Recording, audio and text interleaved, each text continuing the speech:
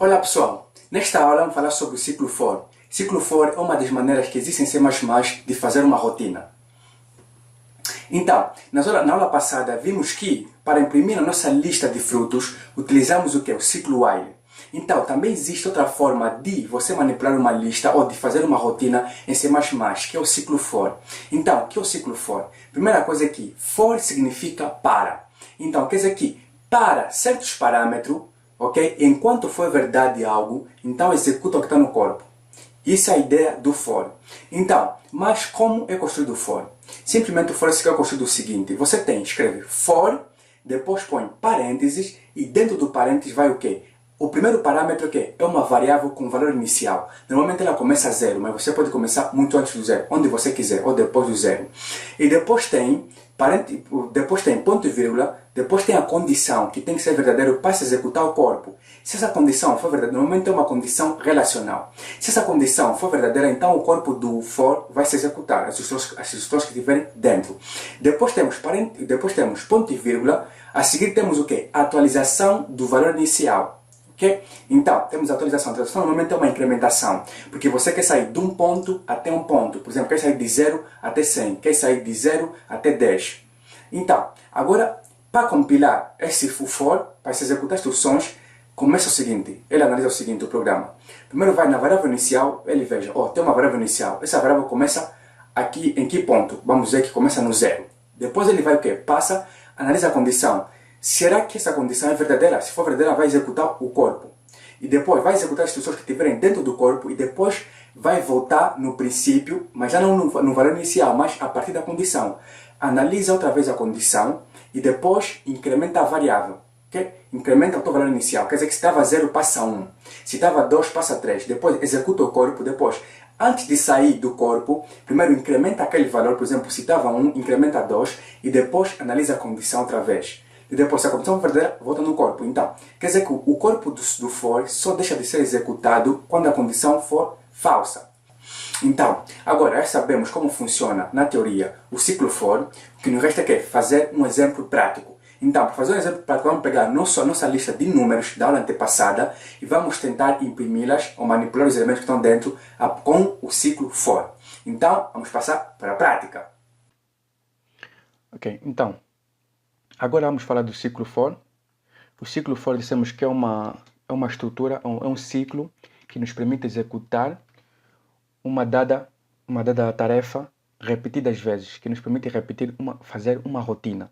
Ok, então, a estrutura do ciclo for é a seguinte. A estrutura do ciclo for é esta aqui. Nós temos ciclo for, temos o valor inicial, aqui temos parâmetros, existem 3 parâmetros no ciclo for. O primeiro é uma variável com valor inicial, ponto e vírgula, depois uma condição, essa condição, quando for verdadeira, quer dizer que a instrução que tiver aqui dentro no corpo do for vai ser executada enquanto essa condição aqui for verdadeira. Quando for falsa, ele vai parar o ciclo e vai passar na linha seguinte. Ponto e vírgula, depois, o terceiro parâmetro é atualização da variável com valor inicial. Ok, então, para ilustrar isso, vamos fazer o seguinte. Lembram do nosso programa, ou da nossa lista de números que nós temos no programa passado? Está aqui a nossa lista. E o nosso problema é o seguinte. Temos de imprimir todos os números, todos os elementos dessa lista, utilizando o ciclo for. Ok. Nós sabemos que nossa lista é de tipo vetor. E temos de começar o seguinte. O que é que nós queremos fazer? A nossa tarefa que queremos executar repetidamente é imprimir a lista de números, quer dizer, o número de elementos que existe nessa lista. Então, vamos fazer o seguinte, vamos criar o for, vamos pôr parênteses, vamos pôr o corpo e vamos pensar o que queremos fazer. Queremos imprimir o número de elementos na lista de números, no nosso vetor. Ok, então vamos dizer cout para imprimir, depois nossa variável que queremos imprimir, lista, depois metemos parênteses reto para imprimir cada elemento que existe nessa lista. E depois, endline. E aqui vamos só para apenas uma informação. Elemento igual. Depois aqui. Ok. Está aqui. Depois vamos ver o que é que vamos pôr aqui dentro. Aqui dentro precisamos pôr um número que se incrementa, que se incrementa, quer dizer que começa de 0 e vai até o nosso último, até a nossa última posição da nossa lista, para que é para imprimir a partir do 5 até 90. Sabemos que 5 está na posição 0 e 90, por exemplo, aqui temos 18 elementos, quer dizer que 5 está na posição 0,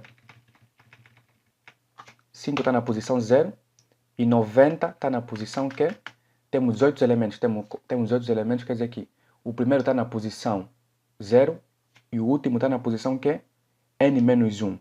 Quer dizer que o último está na posição n-1. E n é o quê? N é o número de elementos que existem. Existem 18 elementos. Então quer dizer que aqui n é igual a 18 e 18 menos 1 é igual a quê?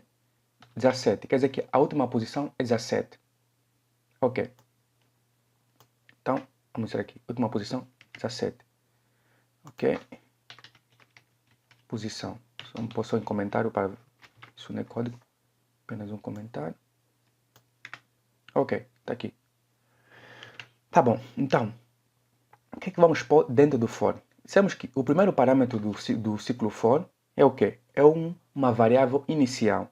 Então, vamos definir uma variável aqui. Se aqui se define uma variável, int, vamos chamar de contador ou posição.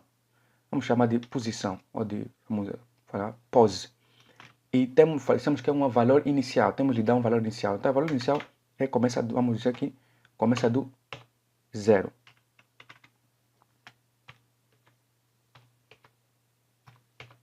Começa do 0 e esse é o valor inicial. Depois temos o que? Ponto e vírgula. Depois, segundo parâmetro, o que? Uma condição. Qual é a condição que tem de fazer para esse ciclo? Até quando devemos executar a instrução que está aqui dentro? Então, queremos executar a instrução que está aqui dentro até quando a nossa posição, nosso valor pose, enquanto ele for menor que quê? Menor que quê? Menor que o número de elementos que existe nessa lista. Existem quantos elementos nessa lista? 18. Então, quer dizer, como é que podemos saber o número de elementos que existe nessa lista? É a besta chamar lista e a função que é size. A função size que nos retorna o número de elementos que existe na lista. Essa é a nossa condição, quer dizer que enquanto a nossa posição for menor que o número de elementos que existe na lista, o número de elementos, quer dizer que vamos continuar a executar o corpo do for.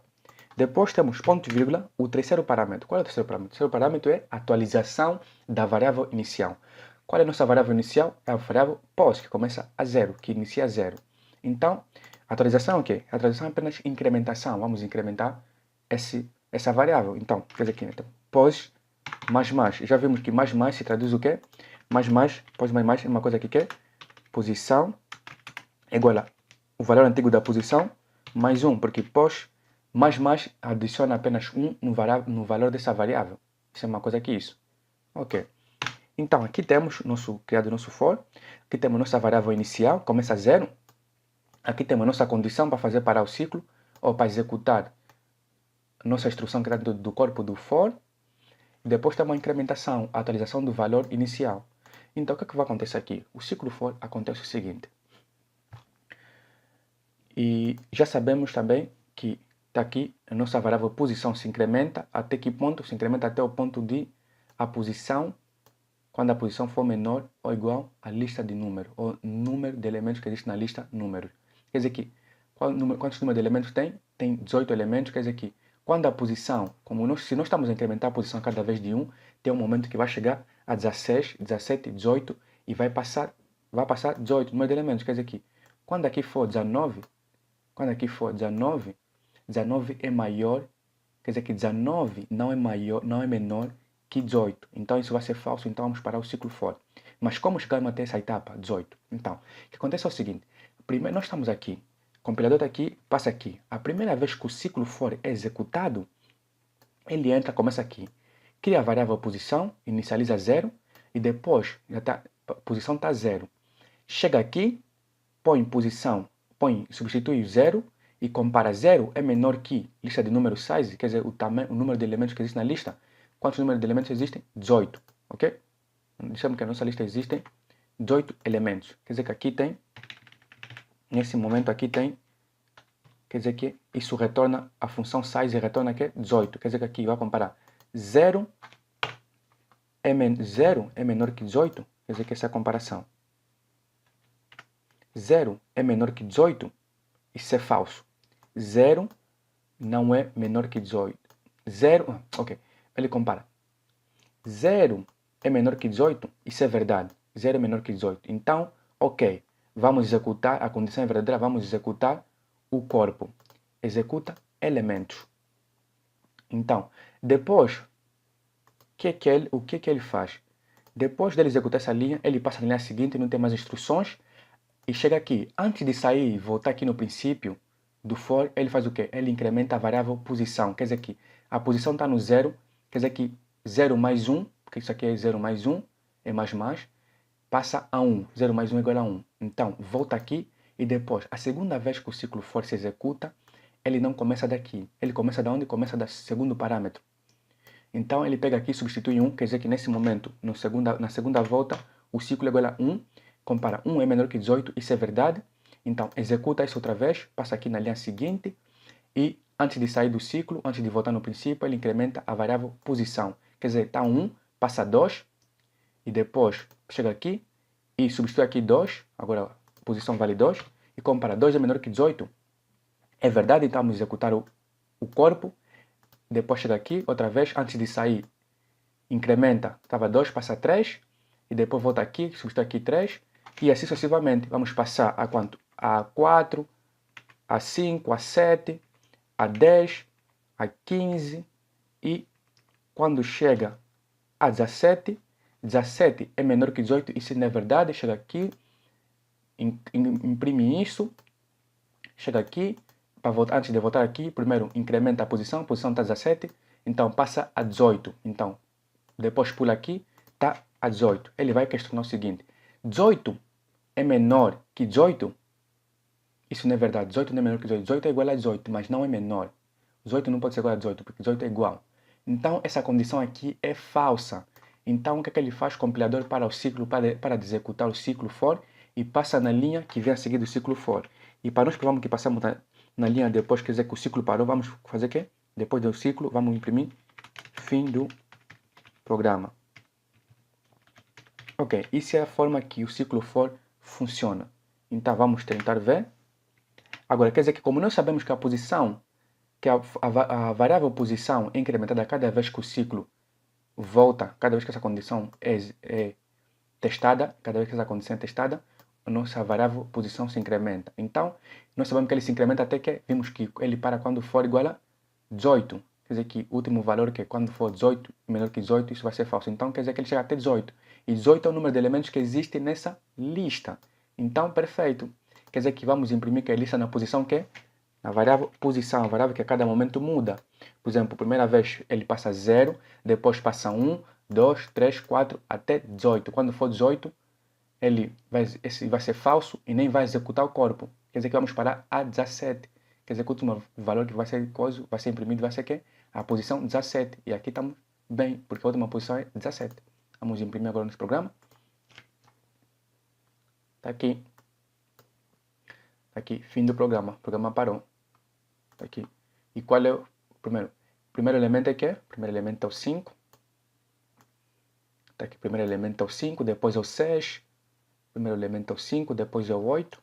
Primeiro elemento é o 5, depois o 8, depois 6, depois 1, 1000, 5, 8, 8, 7, 107. O último elemento é o que? 90. E depois o que ele faz?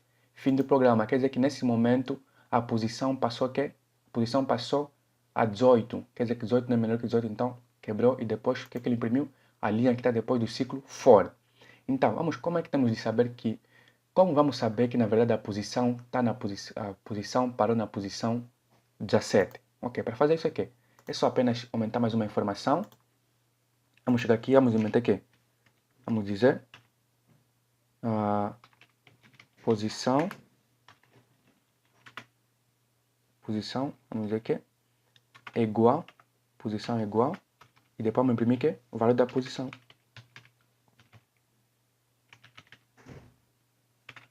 Está aqui. Metemos aqui uma informação, posição é igual, depois imprimir o que? O valor da posição, até na posição, o valor da variável pos. Ok, estamos a imprimir. Está aqui. Está aqui, começamos aonde? Começamos aqui. Aqui. Elemento 5, posição em que? 0. Elemento 8, posição em que? 1. Elemento 6, posição em que? 2. 3, 4, 5, 6, 7, 8, 9. Posição 10, posição 11, posição 12, 13, posição 14, 15, 16. Última posição que é posição 17. Quer dizer que quando ele chega a 17, depois o ciclo vem aqui, depois incrementa a posição, passa 17 a 18, depois 18 menor que 18, não, então o ciclo para e depois fim do programa.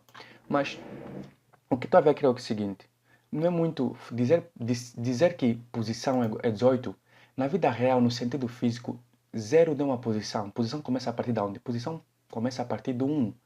Então, isso é bom quando você está fazendo o seu programa, porque você é o programador. Mas para uma pessoa que não sabe, que não entende de programação ou de computadores, ele nunca vai adivinhar que posição começa do 0. Ele sabe que, por exemplo, numa lista de elementos, ou numa lista de clientes, numa lista de alunos de uma sala, a posição nunca começa. O primeiro aluno não é 0, o primeiro aluno é 1. Então, o que nós podemos fazer aqui, como isso é só impressão de informação, nós podemos dizer o seguinte, nós sabemos que aqui, isso aqui vai começar do 0, porque é o essencial, tem que começar do 0. Mas aqui isso é só uma informação, então nós podemos aumentar 1. Quer dizer que quando for na primeira vez que o ciclo for, vai se executar, ele vai subir aqui 0, vai fazer 0 mais 1 é 1, quer dizer que vamos imprimir aqui posição 1, tá vendo? Posição 2, posição 3. Quer dizer que isso é só uma informação para o usuário, porque o usuário é uma pessoa, temos que traduzir nosso programa para alguém, para que um humano entenda isso, para que seja tenha conformidade ou coerência com a vida real. Vamos primeiro ver a posição, como é que ele muda. Tá aqui. Agora sim, quer dizer que a posição começa do 1, depois 2, 3, 4, 5 e vai até que 18, a posição 18. Mas essa posição que está aqui, que nós aumentamos 1, não é a mesma posição que é imprimida aqui na lista de números. A lista de números começa de 0. Aqui nós só aumentamos um 1, porque é uma questão de informação para o usuário. Mas aqui continua assim, aqui não aumenta mais 1. Aqui deixa sempre o 0. Quem vai controlar esse variável aqui é o ciclo, começa do 0. Aqui é só para dar uma informação. Então, mas agora acho que você está com uma dúvida. Qual é a diferença entre o while e o for? Simplesmente o quê? Você viu que para nós pararmos o ciclo while, precisávamos de quê? De uma condição dentro, ou precisamos de atualizar, mudar algo dentro do quê? Precisávamos de pôr um contador dentro do corpo do while. Mas aqui no ciclo for, o contador já está no parâmetro já está no parênteses do for. Então, isso é que é uma vantagem do for. Você já tem a tua variável contador dentro do quê? Dos parâmetros dele. Faz parte do parâmetro do ciclo for. Então, essa é a única diferença.